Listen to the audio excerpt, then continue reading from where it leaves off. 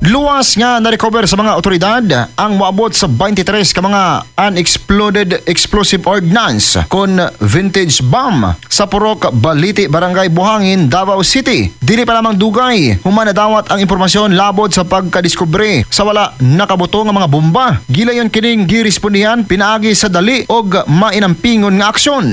Pinaagi usab sa tukma, disiplina ug kahana sa mga personay sa EOD. Luwas na ining na-recover ang mga bomba nga daling giimbentaryo o gidala sa luwas nga pagkustodiya. Base sa aktual nga technical inspection, ang na-recover nga mga eksplosibo gilangkuban sa tig 32 kilos nga Type 99 NR3 Mark III Japanese Navy nga anaa sa sitwasyon sa pagkadunot. Gibutyag nga ang maong eksplosibo naghatag og usa ka seryosong hulga sa lokal nga mga residente sa lugar kung wala dayon hatagan og pagtagad. Gipasiog daw usab sa maong operasyon ang padayon nga kolaborasyon sa mga puwersa sa seguridad, sa gobyerno o sa mga stakeholders sa pagpasiog da sa kalinaw, kaluwasan o kalig-on sa komunidad. Nahimong posible ang operasyon pinaagi sa hiniusang pagpaningkamot sa kasundaluan sa EOD, specialist sa 3rd EOD Platoon and 2nd EOD Company, EOD Battalion, Philippine Army Support Command o uban sa kooperasyon sa AFP K9, Task Force Davao o NBI Region 11. Katropa, kape nga healthy ug dunay glutatayan ng collagen ay magipangita mag Santon Gold Coffee Mix na. Alang sa nagkayusang Pilipino para sa Pilipinas, katropang gabalas, XFM News.